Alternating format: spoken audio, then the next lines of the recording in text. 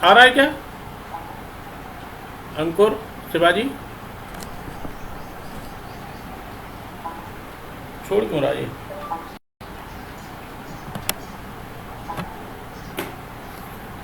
नमस्कार। आज मैं फेसबुक लाइव पर आप सबके बीच में उपस्थित हूँ। विश्व भर में दुनिया के लोग एक बड़ी महामारी से जूझ रहे हैं। भारत भी उस विभीषिका से अछूता नहीं है। इस विभीषिका से जूझते समय विद्यार्थी परिषद ने एक अभिनव प्रयोग किया है कि हमारे युवा कार्यकर्ताओं का और लोगों का वैचारिक अधिष्ठान, वैचारिक प्रबोधन, वैचारिक अधिष्ठान को सुदृढ़ करने के लिए हो। और इसी श्रृंखला में मैं प्रकाश नायक,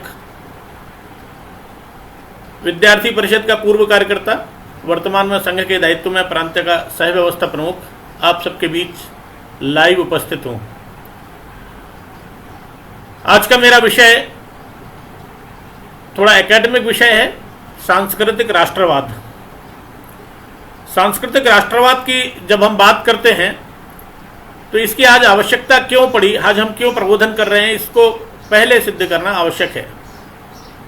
तो वास्तव में राष्ट्र के बारे में जो हमारी अवधारणा है उससे दुनिया कम ही परिचित है, लोग इसको कम ही जानते हैं। तो इस से सबका परिचय हो। अभी और भी वैचारिक भ्रम पैदा किया जाता है पूरी दुनिया में और भारत में, सब जगह लोग ऐसे ही इस हमारी विचारधारा को, सांस्कृतिक विचारधारा को, सांस्कृतिक पृष्ठभूमि को नकारने में लगे हुए हैं। अभी हाल ही में आपने सुना होगा, कुछ दिनों पहले कन्हैया कुमार गिरफ्तार हुए थे। जेएनयू में बड़ा भारी हंगामा किया था। हंगामे के बाद गिरफ्तार हुए। गिरफ्तारी के बाद जब वो बाहर आए तो वहाँ मार्क्सवादियों ने उनका स्वागत किया और स्वागत करने के साथ जेएनयू को बंद करने की घोषणा की। बंद करने की घोषणा की तो कुछ 80% लोग ऐसे भी हैं जो देश के बारे में अच्छा सोचते हैं। उन लोगों ने कहा कि हम इस बंद के कॉल को फेल करेंगे। तब उन्होंने बाहर एक क्लास लगाई, बाहर एक प्रदर्शन किया और 3 दिन की एक सेमिनार रखी। उस सेमिनार में अलग अलग विषय लिए गए और विषय यही था सांस्कृतिक राष्ट्रवाद। तो पहले दिन उन्होंने राष्ट्रवाद पर परिभाषा करना शुरू की। उन्होंने बताया कि भारत में राष्ट्रवाद, भारत राष्ट्र तब तक है जब तक ये ठीक ठाक काम करता है, उसके बाद ये राष्ट्र नहीं रहेगा।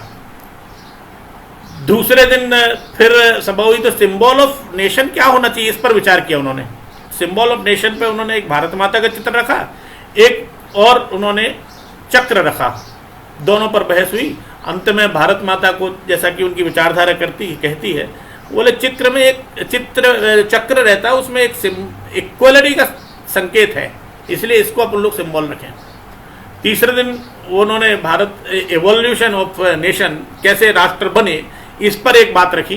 तो यूएसएसआर से, चूंकि विचारधारा वहीं से आती है, तो यूएसएसआर से शुरू किया उन्होंने। और वो कहते हैं कि 1948 में भारत ने यूएसएसआर की नकल करके, यूएसएसआर जहाँ 15 देशों को इकट्ठा करके, 15 राष्ट्रों को इकट्ठा करके और वहां पर यूएसएसआर को इकट्ठा एक राष्ट्र बनाया था। ऐसे ही भारत ने भी 1948 में मिजोरम, मणिपुर, मेघालय, नागालैंड, ऐसे सारे स्टेट्स को इकट्ठा करके जबरदस्ती, जिसको उन्होंने बोला कि एनेक्शन, ऐसा एनेक्स किया, मतलब उन पर उनका राज्यारोहण किया, उनको अधिकृत किया, ऐसा उनका मानना था। जब युवा ऐसी बातें सुनता है तो उसको ऐसा लगने लगता है कि हाँ, ये लगभग ठीक तो लग रहा है। हमें इन बातों को ठीक करना है, क्योंकि भारत युवाओं का देश है।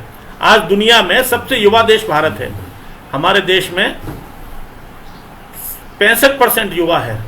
चीन को अगर जाके देखें हम, तो चीन में आज यही समस्या है कि वहाँ युवाओं की संख्या बहुत कम हो गई। चीन ने पॉपुलेशन पॉलिसी को एडॉप्ट किए हुए काफ़ी दिन हो गए। 1980-90 के दशक में उन्होंने उसे एडॉप्ट किया था। उस समय हमें ध्यान में आता है कि चीन ने तय किया था कि 1 चाइल्ड पॉलिसी रहेगी।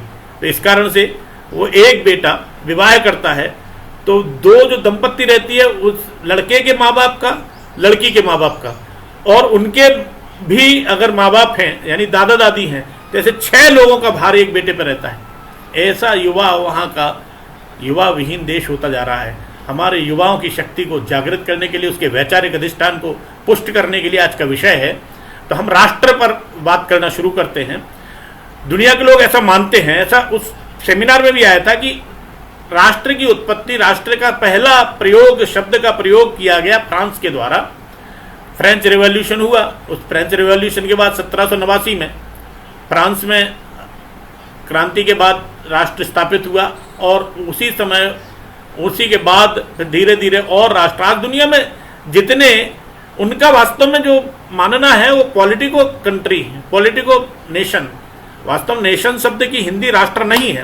राष्ट्र जिसको अगर हम परिभाषाओं के फ्रेम में बांधें तो एक बड़े राष्ट्र पर चिंतन करने वाले, विचार करने वाले एंटोनी स्मिथ हुए हैं। उन्होंने एक बात कही है कि मानव समुदाय जिनकी अपनी मातृभूमि हो, जिनकी अपनी समझ और समान गाथाएं हों, जिनका समान एक जैसा इतिहास हो, और जो अर्थव्यवस्था पूरे देश की एक हो, समान संस्कृति हो, अधिकार और कर्तव्य समान हो, ऐसे लोगों का समूह, मानवों का समुदाय राष्ट्र कहलाता है। एक और परिभाषा पर ध्यान देंगे, रूबर्ट एमर्सन, ये एकेडमिक बातें हैं। एक संबद्ध समुदाय जिसकी विरासत समान हो, जो एक जैसा भविष्य पसंद करते हो। बहुत छोटी बात में बहुत बड़ी बात कह, छोटे से शब्दों में बड़ी बात कह दी उन्होंने, जो एक जैसा भविष्य पसंद करते हो। एक और परिभाषा बताऊं, वो परिभाषा क्या है, बल्कि वो हमारे लिए गाइडलाइन है, हमारे लिए मार्गदर्शन है। राष्ट्रीय स्वयंसेवक संघ के द्वितीय सरसंघचालक, जिनका पार्श्व दीवाल पर हमारे चित्र आप देख पा रहे हैं, परम पूज्य माधवराव सदाशिवराव गोलवलकर, जिनको श्री गुरु जी के नाम से हम सब जानते हैं, उन्होंने राष्ट्र की परिभाषा के बारे में कहा कि राष्ट्र जन के घटक, समान इतिहास, समान परंपरा, शत्रु मित्र भाव समान, भविष्य की आकांक्षा समान हो, ऐसी भूमि का पुत्र समाज, ऐसी भूमि का पुत्र समाज राष्ट्र कहलाता है। समाज को इस भूमि का पुत्र, ऐसा उन्होंने संबोधन किया। तो हमारे राष्ट्र के बारे में हमारी स्पष्टता हो। और भी कुछ परिभाषाएं, एक परिभाषा मैं देना चाहूँगा आपको, बताना चाहूँगा, जो सर्वोच्च न्यायालय में है, उसमें एक बार एक प्रकरण आया था, जो डॉक्टर प्रदीप जैन वर्सेस भारतीय संघ। इस प्रकरण में 3 जज की पीठ थी। पीएन भगवती का नाम हम सब से सुना होगा, अमरेंद्र नाथ और रंगनाथ मिश्र, ऐसे तीनों ने, 1984 की बात है। तब उस वर्डिक्ट में कहा था, इतिहास का यह रोचक तथ्य है कि राष्ट्र का निर्माण ना तो एक समान भाषा के आधार पर हुआ है, न इसके भूभाग पर राजनीतिक सत्ता के लिए निरंतर अस्तित्व के कारण, बल्कि इसका आधार सदियों से विकसित हुई एक समान संस्कृति के कारण हुआ है। यह एक सांस्कृतिक एकता है, देश के लोगों को एकजुट रखने वाले दूसरे बंधनों से ज़्यादा मजबूत है, आधारभूत है, जिसने इस देश को राष्ट्र में पिरोया है। ऐसी एक बड़ी स्पष्ट आख्या और हमारे सर्वोच्च न्यायालय, माननीय सर्वोच्च न्यायालय ने की थी।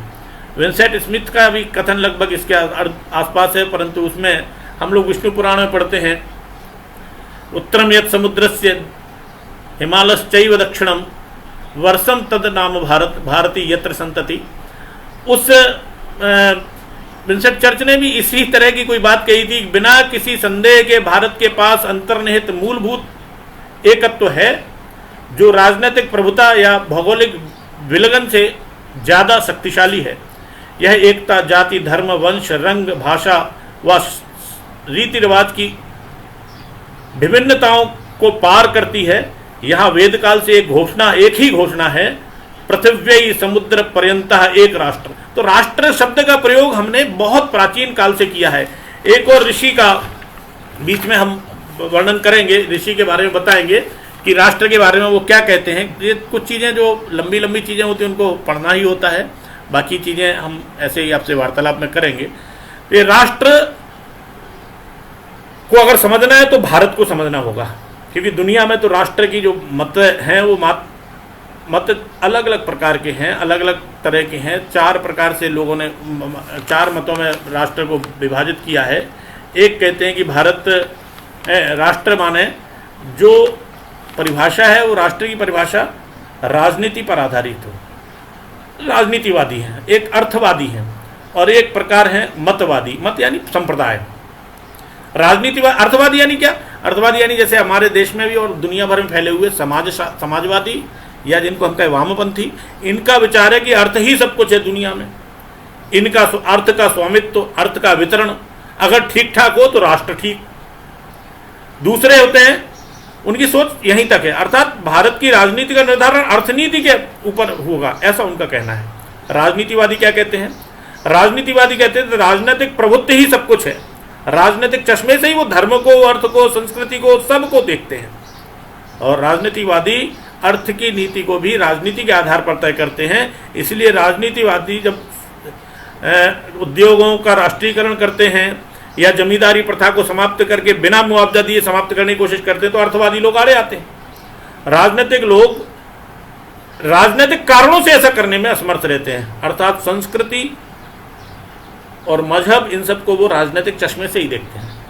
चौथा प्रकार, तीसरा प्रकार जो दुनिया में राष्ट्र के समझने के लिए चलता है वो है मतवादी, जो दुनिया भर में फैला हुआ है। हमने नाम सुना है, पाकिस्तान हमारे बगल में ही है, हमने नाम सुने हैं ईरान का, इराक का, सब मजहबी राष्ट्र हैं, पंथों के आधार पर, मतों के आधार पर चलते हैं, उनकी शरीयत है, उनका धार्मिक आधार है, इसके आधार पर ही वो मजहब के, शरीयत के आधार पर राजनीति, धन और बाकी सब कुछ निर्धारित करते हैं, धन का वितरण। हम जो मान्यता रखते हैं, जिस बात को हम विचार करने के लिए यहाँ बैठे हैं, वो है संस्कृति पर आधारित राष्ट्र का अवधारणा। वास्तव में राष्ट्र के 3 घटक हम सब बहुत पहले से सुनते हैं, भूमि, जन और संस्कृति। भूमि अर्थात क्या? भूमि अर्थात इस भौगोलिक क्षेत्र को भूमि कहते हैं जहां पर एक जैसा इतिहास, एक जैसी मान्यता, एक जैसे सपने रखने वाले लोग, एक जैसी सोच रखने वाले लोग रहते हैं। अन्यथा भूमि तो ऐसी बहुत सारी हैं, हमने दुनिया में बहुत सारे राष्ट्र बनते मिटते देखे हैं। अगर राष्ट्र को समझना है तो भारत को समझना होगा, व्हाट इंडिया इज। तो इंडिया के बारे में, विशेषताओं के बारे में 4-5 चीजें हम ध्यान में लाएंगे। पहली चीज, इंडिया इज द, एक सेकेंड, ये बीच में मैसेज इसमें आ गया। India is the biggest democracy of this world, हम सब जानते हैं। दूसरी बात, we are the only sustainable pure democratic nation from east Europe to Japan. इस हेमिस्फीयर, इस पृथ्वी पर हम सस्टेनेबल, बाकी सब जगह के लोकतंत्र पैदा हुए, लोकतंत्र समाप्त हो गए, परंतु एग्जिस्ट, सस्टेन कर रहे हैं हम, लगातार हमारा लोकतंत्र चल रहा है। तीसरी बात जो है वो, हमने बहुत सारी सभ्यताओं के नाम सुने हैं, सिविलाइजेशंस के नाम सुने हैं। 3 सबसे पुरानी सिविलाइजेशंस मानी जाती हैं, चीन की, भारत की और जापान की।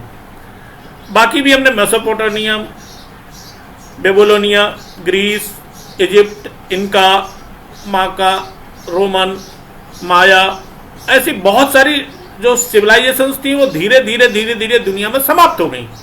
परंतु हमारी सभ्यता, we are the only civilisation which is existing with its gravity, हमारी ग्रेविटी के साथ हम अभी भी वैसे ही हैं। सिविलाइजेशन के, सभ्यताओं के मिटने का, बनने का क्रम हम एक बार इनको देखेंगे कैसे। अलामा इकबाल एक कह गए थे, आपने सुना होगा वो शेर, यूनान, मिस्र, रोमा सब मिट गए जहां से, अब तक मगर है बाकी नामो निशान, बात है हस्ती मिटती नहीं हमारी, सदियों रहा है दुश्मन दौरे जहां हमारा। ऐसा हमारे देश में कहने वाले नीरज जी, राम राम, अभी मैसेज आ रहे हैं, धीरे धीरे लोग जुड़ रहे हैं। इस भारत को कुछ बात को ही हमें पकड़ना है। ये कुछ बात कौन सी है, कौन सी बात के कारण हम ऐसा मानते हैं कि भारत आज भी जिंदा है उस राष्ट्र के रूप में, उस वैभव के साथ, जिस वैभव के साथ प्राचीन काल से हम पहचाने जाते थे। चौथी विशेषता भारत की, ओनली मेजर कंट्री, हमारी Bharat, it is the only major country in history who never went to invasions, अर्थात हमने कभी किसी पर आक्रमण नहीं किया। आक्रमण नहीं करने वाला देश भारत है। हम गए, हमने, ठीक है, आपने अभी रामायण देखी तो रामायण में क्या हुआ, हमने विस्तार किया, जैसे और देशों ने किया हमने भी विस्तार किया। उनके विस्तार कैसे होते थे, परंतु Roman Empire, the great Roman Empire, वहां के लोगों के बीच में उन्होंने दुनिया को 2 भाग में बांट दिया था। कोलंबस को कहा तुम जाओ वहां, और वास्को डी गामा को भेजा अलग। अब कोलंबस जब जाता है तो वहां से वहां की अनुकूलता देखकर, माया सभ्यता के लोगों को देखकर, उनका सीधापन देखकर, उनका पिछड़ापन देखकर कहता है यहाँ पर अपनी संस्कृति, अपनी सभ्यता स्थापित होनी चाहिए। इसलिए वो क्या कहते हैं, सभ्यता को रिप्लेस करते हैं, अर्थात वहां जेनोसाइड अर्थात नरसंहार होता है, भयंकर नरसंहार होता है, करोड़ों लोगों को मार दिया जाता है। और नए रेड इंडियंस आज मिलते नहीं हैं, गाँव में कहीं जंगलों में मिल जाए तो मिल जाए, अमेरिका को पूरा नए, वहीं बाहर के लोगों ने जाके, वहाँ बाहर के लोग जाके बसे।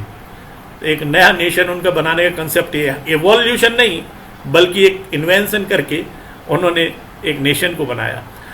हम क्या हैं, हम जाते हैं तो क्या करते हैं, हम भी कहते हैं क्रनवंतो विश्वमार्यम, विश्व को आर्य बनाओ, श्रेष्ठ बनाओ। राजा रामचंद्र जी गए, अयोध्या से गए लंका, लंका पे चढ़ाई करी, अभी अभी आपने देखा।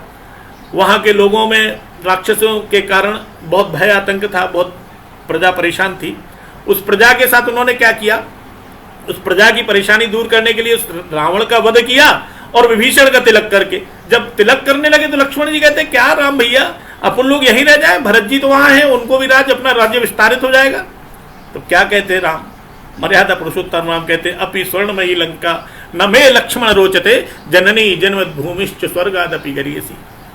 यद्यपि स्वर्ण की बनी हुई लंका मुझे नहीं पसंद है, मेरे लिए तो यह जननी, हमारी जननी जन्मभूमि जो है वो महत्वपूर्ण है। ऐसे ही हमारे कंब ऋषि थे, कंब रामायण हमने तमिल में सुनी होगी, जब रामानंद सागर बोलते हैं टीवी पर तो आप सुनते होंगे। कंब ऋषि जो है कहे कंबोडिया, कंबोडिया का नाम भी उन्हीं के कारण है, पहले नाम उसका कंबुज होता था कंब ऋषि के कारण। तो कंबोडिया में अभी भारतीय संस्कृति के चिन्ह बिखरे पड़े हैं। अगर आप वहां जाएं तो वहां पर इतना बड़ा मंदिर है कि आप कार से घूमे तो 3 दिन लग जाएं, 3 दिन में घूम पाएंगे। उस कंबोडिया में भारत के कंबु ऋषि जाते हैं, वहाँ की सभ्यता, वहाँ के लोगों को सभ्य करते हैं, सुसंस्कृत करते हैं, और करने के बाद वहाँ के लोगों को, वहाँ राज्य नहीं करते, वहाँ कोई एनेक्सेशन नहीं करते, वहाँ कोई राज्यारोहण नहीं करते, वहाँ से अपने काम करने के बाद चले आते हैं। आज भी वहाँ पर हमारी संस्कृति जीवित है।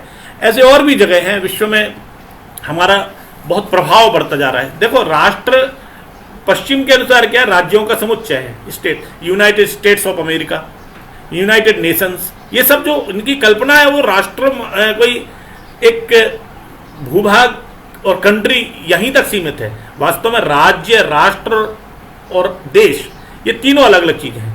देश की बात कहाँ करते हैं तो भौगोलिक सीमाओं से बंधा हुआ एक क्षेत्र। हम राज्य की बात करते हैं तो राज्य यानी जहां प्रशासन, राजनीतिक इकाई यानी पॉलिटिकल पावर कोई गेन करता है, कोई अथॉरिटी है। और तीसरा जो राष्ट्र है उसका प्राण तत्व है संस्कृति। वहाँ की संस्कृति के जीवित रहने तक राष्ट्र जीवित रहता है, संस्कृति खत्म होने पर राष्ट्र खत्म हो जाता है। और यही कारण है कि इकबाल की उस कविता में जो हम पढ़ रहे थे, उस शेर में जो पढ़ रहे थे, वो देशों का क्या हुआ, जरा विचार करें। मिस्र कहाँ चला गया, मिस्र जहाँ के पिरामिड, जहाँ के ममीज हम विश्व में प्रसिद्ध थी, उस मिस्र में एक समय फरोहा राजा वहाँ राज्य करते थे। वहाँ पर पहुँचे कौन, पर्शियंस ने उनको रिप्लेस कर दिया। फिर अलेक्जेंडर पहुँचे, उसने उनको रिप्लेस कर दिया। आज अरबियों का राज्य हुआ। धीरे धीरे वहाँ मिस्र नाम की चीज, जो वहाँ की भूमि खत्म नहीं हो गई, वहाँ के लोग खत्म नहीं हो गए, परंतु वहाँ की क्या खत्म हो गई, वहाँ की संस्कृति खत्म हो गई। इसलिए मिस्र मिट गया, मिस्र खत्म हो गया। ग्रीक, जहाँ की सेना का आतंक पूरी दुनिया मानती थी, लोहा दुनिया मानती थी, वहाँ के राजा, वहाँ का सेना, साम्राज्य व्यवस्था, एथेंस, स्पार्टा, सुकरात, प्लेटो, सब गायब हो गए। कहाँ चले गए? यह पूरे के पूरे जो उनका वैभव था वो समाप्त होने का कारण केवल वहाँ की संस्कृति के समाप्त होना। रोमन एम्पायर को तो सब क्रिश्चियंस देशों ने सोचा था कि चलो भाई एक सब पोप को मानते अपना साम्राज्य देते हैं, और वहाँ पर धार्मिक स्वतंत्रता की लड़ाई करते हुए, हमें मालूम है फ्रेंच रेवोल्यूशन और बाकी सब जो कुछ हुआ।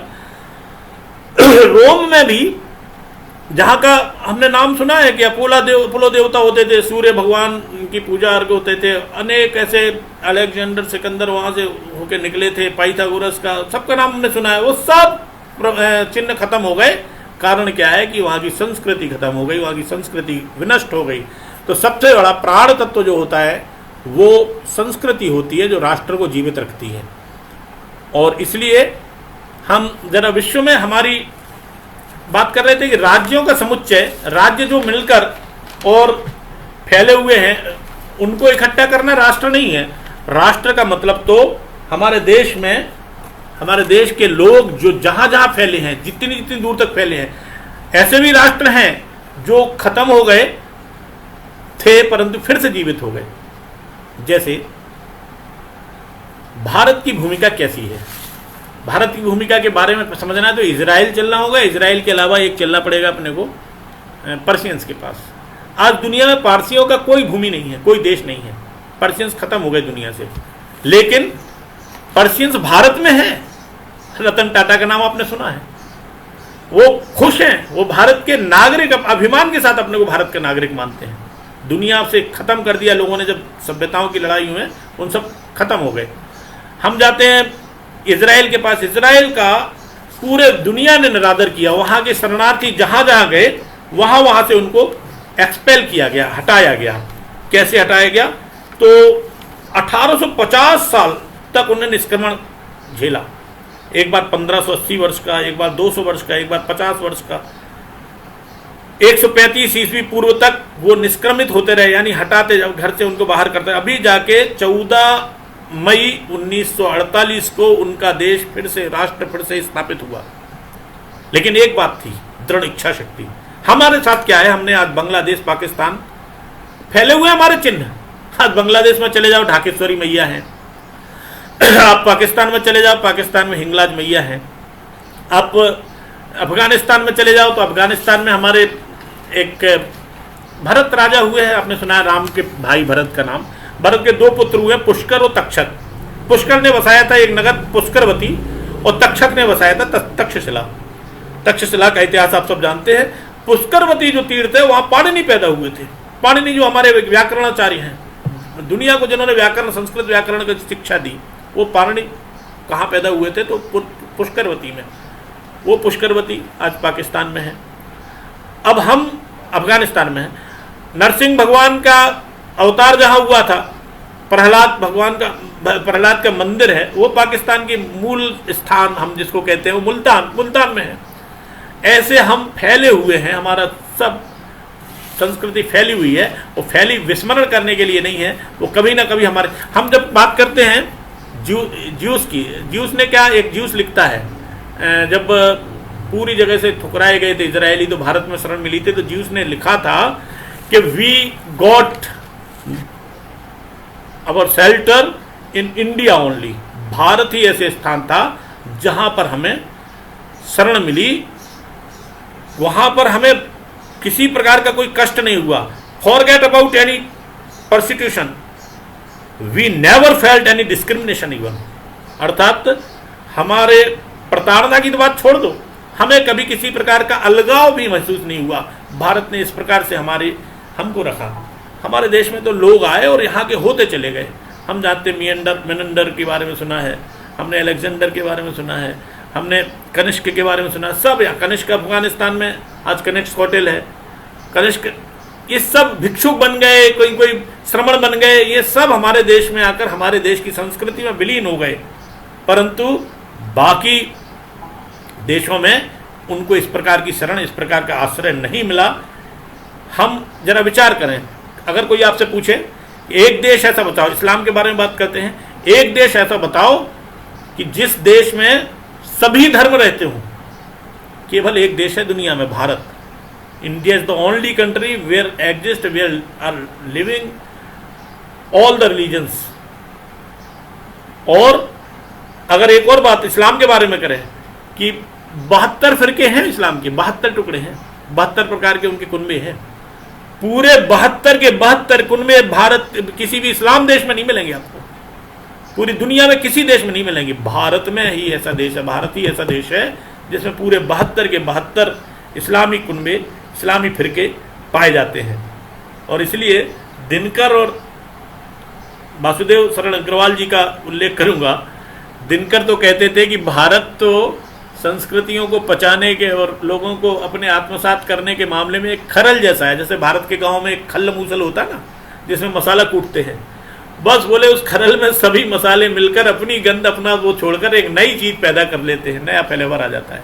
और इसीलिए हम कभी ऑर्थोडॉक्स नहीं हैं, हम हमेशा परिवर्तनशील रहे। हमने अपना विचार को युगानुकूल रखा है, कभी जड़ नहीं बनाया विचार को। इसी प्रकार से हम देखते हैं, वासुदेव शरण अग्रवाल इसको और अच्छी एक उपमा देते हैं कि भारत में जैसे पत्थर नदियों में होते हैं, अगर उनके कोने निकले होते हैं और कोने निकले होते तो गंगा नदी में बहते बहते वो पत्थर धीरे धीरे धीरे धीरे और गोल हो जाता है, शंकर बन जाता है, गंगलोट बन जाता है। हमारे देश में भी विभिन्न संस्कृतियों के, विभिन्न भाषाभाषी, विभिन्न देशों के लोग आकर भारत में विलीन हो गए, भारत के जैसे हो गए। ऐसा विचार हमारी भारत के संस्कृति के बारे में, भारत की समृद्धि के बारे में हम जब करते हैं तो हमें ध्यान में आता है। एक मूल अंतर यह है कि हम विविधता में, वो क्या कहते हैं, विविधता में एकता, नारा लगता है ना, विविधता में एकता भारत में, हिंदू मुस्लिम सिख ईसाई, अरे भाई बांट दिया आपने लोगों को। सिख सब हिंदू धर्म के नाम कहाँ मिलता है भैया? गोविंद, कौन है गोविंद नाम का? हिंदू होता है भैया।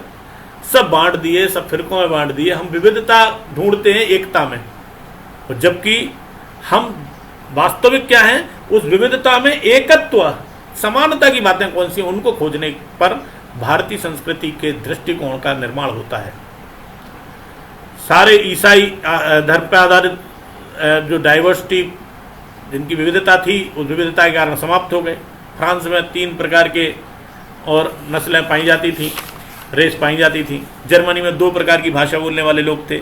ब्रिटेन को देखो तो ब्रिटेन में भी आज भी संकट है वहाँ। आयरलैंड, स्कॉटलैंड तनातनी बचाए हुए, मैं अलग होऊंगा, मैं अलग होऊंगा। और वो हमेशा, कारण क्या, वो कोई वहाँ धर्म का आधार अलग नहीं है, सब ईसाई हैं। अगर ईसाईयत ही धर्म ही आधार होता तो सारे ईसाई देश इकट्ठे होते। यूएसएसआर के तो 15 टुकड़े हो गए, यूगोस्लाविया के 7 टुकड़े हो गए।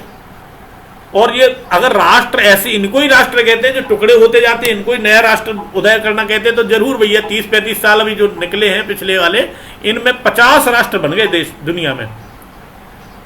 ये राष्ट्र नहीं है, राष्ट्र तो सनातन होता है। हमारा नेशन का कंसेप्ट जो है वो जियो कल्चरल नेशन का है, भू सांस्कृतिक राष्ट्र हमारा होता है, जिसको कोई पॉलिटिकल कंट्रोलर नहीं होता। यानी कोई लैंड ऐसी नहीं है जिसको कंट्रोलर, एक अथॉरिटी है जो सिंगल अथॉरिटी, पॉलिटिकल अथॉरिटी है जो इसको कंट्रोल कर रही हो। कहीं कुछ भी रहा हो, देश में किसी का भी शासन रहा हो, हमारा राष्ट्र जिंदा रहा।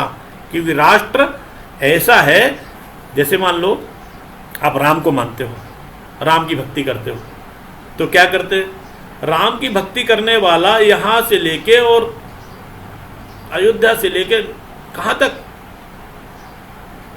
राम सेतु तक, राम के मंदिर, रामनाथ मिल जाएगा, राम कुमार मिल जाएगा, राम राम राम राम करने वाले बहुत लोग मिल जाते हैं। शिव भक्त हो आप तो रामेश्वरम से लेके आप चले जाओ केदारनाथ तक, आपको मंदिर ही मंदिर मिल जाएंगे शिव के पूरे भारत में। आप शक्ति को मानते हो, देवी को मानते हो, तो वैष्णो देवी से लेकर और आप चले जाओ कहाँ तक, कन्याकुमारी तक। आप मुंबा देवी से लेकर चले जाओ कामाख्या तक, सब जगह देवी की प्रतिमा, देवी की उपासना करने वाले लोग मिलते हैं। हमें कहीं बांधा हुआ है इनने। हम कभी गणेश पूजा करते तो पूरे भारत में गणेश पूजा होती है। हम कभी दुर्गा पूजा, दुर्गा के पंडाल लगते हैं गांव गांव में। हम कभी कांवर यात्रा निकालते तो करोड़ों लोग कांवर यात्रा में दिखाई देते हैं। कुंभ लगता, ये सब हमारी सरकार नहीं करती थी। अभी जरूर कुंभ में हमारी मध्य प्रदेश, उत्तर प्रदेश की सरकार ने कुछ काम किया, लेकिन वो सामाजिक अंग होकर, एक राजा की तरह नहीं। हमारे राजा की तो परिभाषा ही दूसरी थी। हम प्राचीन काल में जाएं तो एक श्लोक सुनते हैं, न राजा न राज्यम न च राजासीत, न राजा था और न राज्य था, न दंडो न च दांडिकः, धर्मेण स्वमेव प्रजा रक्षन्ति सर्वा रक्षन्ति एव परस्परम। अर्थात न राज्य था न राजा था। राजा को जनता के दबाव में काम करना होता था। एक साधु होता था जो दूर कुटिया में रहता था, जब राज तिलक होता था तो चांवर मारता था एक, मैं उस चांवर से कहता था, वो 3 बार पूछता था, को दंडोसी, को दंडोसी। राजा जवाब देता था, धर्म दंडोसी, धर्म दंडोसी। कौन मुझे दंड देगा? तो धर्म तुम्हें दंड देगा, ऐसा बोलते थे।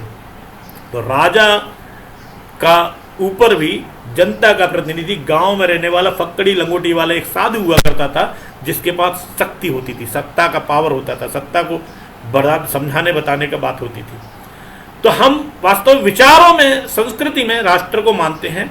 ननकाना साहेब है, कौन भैया वहां की चिंता करता है? भारत के लोग, भारत के लोगों की चेतना में ननकाना साहब है। पाकिस्तान कोई उसको देखता है क्या? राष्ट्रगान हमारा है। अभी कुछ लोग चले गए थे सुप्रीम कोर्ट कि भैया ये पंजाब सिंध गुजरात या अलग अलग सिंध पंजाब तो अब हमारे नहीं रह गए। अरे भैया चेतना में रहेंगे तब ना। हम सेटल्ड फैक्ट मान लेंगे कि हमारे नहीं रह गए तो गड़बड़ है ना। हमें मानना पड़ेगा कि एक दिन आएगा जब हम फिर से भारत इकट्ठा होगा। कंबोडिया से कम्ब ऋषि के वहाँ पर जो हमने बात बताई, वहाँ भी भारतीय कल्चर, भारतीय संस्कृति विराजमान थी। लंका, यहाँ पर तो अभी सीता जी के बहुत सारे वो मिलते ही हैं। हम थाईलैंड और इंडोनेशिया की बात करें, वहाँ भारतीय संस्कृति के चिन्ह बिखरे पड़े हैं। रामलीला होती है वहाँ पर, वहाँ का राजा, वहाँ गणेश वहाँ के नोट पर छपते हैं। सरस्वती पूजा होती है जब कोई पढ़ने की पढ़ाई शुरू करता है। ये सब वो कहते हैं हमने धर्म बदला है परंतु अपनी संस्कृति नहीं बदली। संस्कृति के रूप में हम भी आज भारतीय, हम वैसे ही हैं। भारत के लोग दुनिया भर में प्रभावी हो रहे हैं। पहले आक्रमण दूसरे प्रकार के होते थे, कब्जा करने की, एनेक्सेशन दूसरे प्रकार से होता। आज कैसे होता है? आज पावर के साथ। अब चीन ने अपने बहुत सारे कैदियों को युगांडा में रख दिया। छोटे छोटे देशों पे कब्जा कर रहे हैं वो। 1 साल तक तुम वहाँ हमारी नज़र में रहोगे, फिर वहाँ के शासक हो जाओगे। ऐसे धीरे धीरे फैल रहे, बौद्धिक संपदा फैल रही है। बौद्धिक संपदा की बात में हम ध्यान करें कि अपने जो दुनिया भर के देश हैं, अगर एक बार अभी यूनाइटेड नेशंस की इंटरनेशनल माइग्रेंट स्टॉक 2009 रिपोर्ट, 2019 एक रिपोर्ट जारी हुई थी, जिस रिपोर्ट के अनुसार दुनिया में 175 लाख प्रवासी हैं, भारतीय प्रवासी है। भारतीय प्रवासी दुनिया भर में फैले हैं, लगभग 2 करोड़, 2.25 करोड़। इस 2.25 करोड़ में अगर ध्यान करें कि ये भी भारत के राष्ट्रों को जी रहे हैं, वहां पे उनका प्रकटीकरण होता है। कैसे प्रकटीकरण होता है? दुनिया के सभी देशों में अभी अगर पूरे दुनिया में एक देश से दूसरे देश में, दूसरे से पहले में, ऐसे अगर पूरे गिने जाए तो कुल मिला के 27 करोड़ प्रवासी होते हैं। प्रवासी 2 प्रकार के होते हैं। भारत के प्रवासियों की बात करें तो नॉन रेजिडेंस इंडियन, NRI, और दूसरे PIO अर्थात पर्सन्स ऑफ इंडिया और इंडियन ओरिजिन। इंडियन ओरिजिन्स के पर्सन्स की बात करें तो आज ब्रिटेन में हमारा वित्त मंत्री है, हमारा रक्षा मंत्री है। हम अमेरिका में 5 सांसद हमारे हैं। हम अगर बात करें तो अमेरिका में तो ये हाल है कि 12% वैज्ञानिक भारत के ही हैं। वहाँ पे नासा इतना बड़ा सेंटर है स्पेस का, रिसर्च का, उस नासा में 36% भारतीय वैज्ञानिक है। कब्जा कर लें अगर चाहें, जब चाहें तब। 38% डॉक्टर, चिकित्सक जो पूरे अमेरिका में है, उनका 38% चिकित्सकों का हिस्सा भारतीयों का है। और वो बहुत अच्छे से वहाँ अमेरिका की सेवा कर रहे हैं क्योंकि उनके संस्कार वैसे हैं। Google, Microsoft, master card, Nokia, Adobe, आपने सुना है इन सब चीज़ों का नाम। इनके CEO भारतीय हैं, भारतीय मूल के हैं अथवा भारतीय हैं। सुंदर पिचाई, नडेला, आपने सुने होंगे नाम सब। तो ये सब आज भारत की प्रतिभा को, भारत की बौद्धिक संपदा को विदेशों में प्रदर्शित कर रहे हैं और वहाँ पर उनको लाभ दे रहे हैं। बौद्धिक संपदा पर थोड़ा विषयांतर होगा, परंतु विषयांतर होने में फर्क नहीं। एक बहुत महत्वपूर्ण उदाहरण, एक नाम है राजीव मल्होत्रा, कम लोगों ने सुना होगा।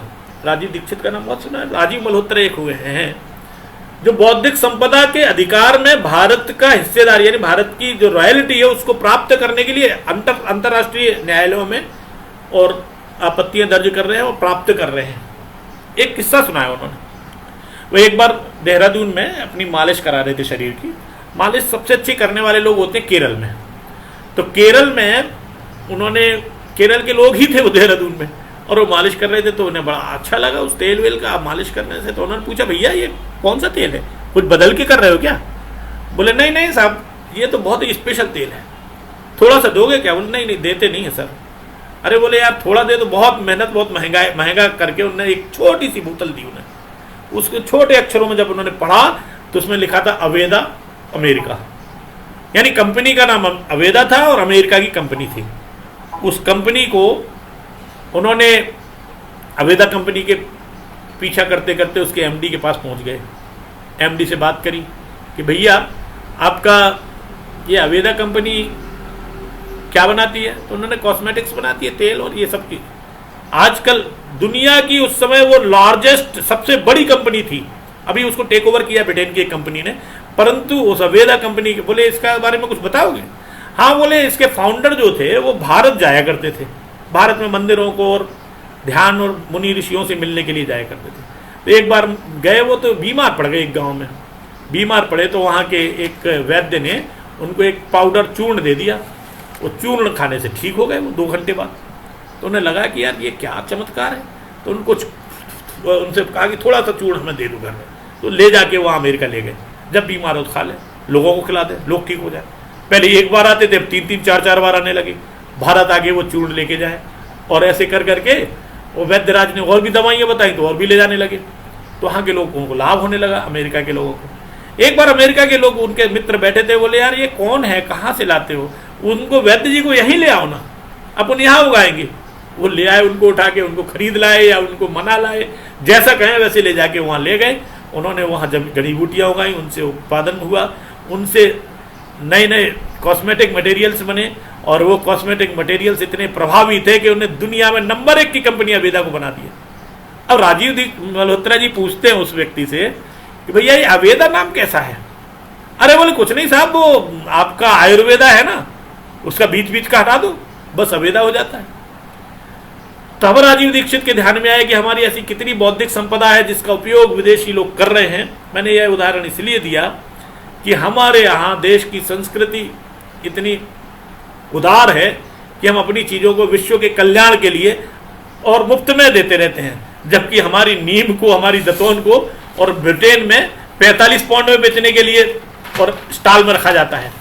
तो इस प्रकार से देश भर की जो घूमने पर, जो जानने पर, संस्कृति के बारे में समझने पर हम देखते हैं, तो जोड़ने वाले तब तो हमारे ये इतने मेले हमने जिनका वर्णन किया, इतनी सारी चीज़ें। इन अमेरिका, हाँ प्रभाव की बात करें तो अमेरिका में आज प्रभाव ये है, वैसे तो अपना विदेश मंत्रालय कहता है 40 करोड़ प्रवासी भारतीय, 4 करोड़ प्रवासी भारतीय सब जगह हैं, परंतु ये रिपोर्ट को कभी हम देखेंगे, ठीक करेंगे और ये अंतर क्यों है। लेकिन यूएन के अनुसार 2.25 करोड़ भारत के अब जो प्रवासी लोग हैं, चाहे वो अमेरिका में हो, चाहे वो ब्रिटेन में हो, चाहे वो दुबई में हो, अब टैक्सी नहीं चलाते, अब कोई वो छोटे मोटे मजदूरी नहीं करते, अब वहाँ बौद्धिक काम करते हैं।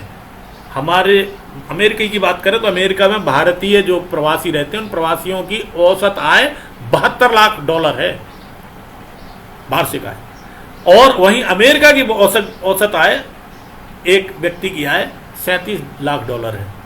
इतना अंतर है भारत के और उनकी बौद्धिक, आधे दूने का लगभग अंतर है। तो राष्ट्र ये महान, ये हमारी वहाँ पर इस स्थिति को हमने कैसे प्राप्त किया, तो उसके पीछे हमारा विचार, हमारी संस्कृति है। संस्कृति कैसी उदात्त है, क्या कहती है वो, तो उनके कुछ वाक्यों को, कुछ बातों को हम जाने। हम कहते हैं ईशावास्यम इदम सर्वम यत् किंचित जगत्याम जगत्तेन त्यक्तेन भुंजीता मागर्धा कश्चित सद्दनम।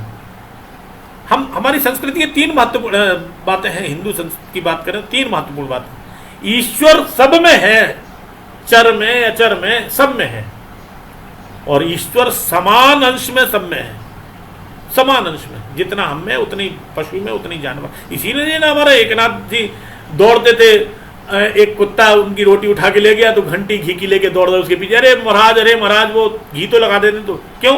क्योंकि उस कुत्ते में प्रभु के दर्शन करते। ये एक और उदाहरण देने का मोह भंग नहीं कर पा रहा हूँ। इंग्लैंड में एक बार एक प्रदर्शनी लगी, उस प्रदर्शनी को भारत के एक वहाँ पर पार्षद थे, उन पार्षद ने लगाया, मेयर साहब भी देखने आए उसको, जो मेयर थे उस नगर के, लंदन के। तो मेयर ने उसमें जरा एक चित्र देखा। चित्र में क्या लगा था? चित्र में एक लड़का था, युवक था, कंधे पर एक डंडी में 2 टोकरी फंसाया था, एक तरफ एक बुढ़िया, एक बुढ़ा बैठा। आपकी ध्यान में आ गया होगा तुरंत। उन्होंने पूछा कि भाई ये कौन है? बोले ये श्रवण कुमार है। क्या कर रहे हैं? बताई कहानी। अरे बोले इतनी उदात्त भावना, इतनी अपने माता पिता के प्रति सम्मान। थोड़ी आगे गए तो शिवी का चित्र था, कबूतर एक पलड़े पर रखा है, अपना मांस काट कर दूसरे पलड़े पर चढ़ा रहे हैं। बोले ये क्या है? उन्होंने शिव की कहानी सुनाई, राजा शिव की। अरे बोले ऐसा व्यक्ति जिनके मतलब अपने पशुओं के प्रति, प्राणियों के प्रति इतनी दया भाव, इतना करुणा भाव, ये हमारी संपत्ति है। तब बोले यार ये कहानियां अपने पाठ में क्यों नहीं रखते। बुलाया उन्होंने शिक्षा मंत्री को, उनके पास बात रखी और नगर के पाठ्यक्रम को बदला और पाठ्यक्रम को बदल के दोनों तीनों कहानियां उसमें डाली। हमारी संस्कृति विश्व में इस प्रकार से धीरे धीरे जहां जो अध्ययन कर, दुनिया में अगर तुम्हें जाना है तो कुछ सैर सपाटा करना है, एंजॉयमेंट करना है तो कहीं भी चले जाओ, लेकिन अगर ज्ञान प्राप्त करना है, ध्यान के बारे में जानना है, योग के बारे में जानना है, आयुर्वेद के बारे में जानना है, तो दुनिया का व्यक्ति भारत में ही आता है। भारत ही इन सब के लिए श्रेष्ठतम स्थान है। सर्वभूते हम वसुधैव कुटुंबकम मानने वाले लोग हैं।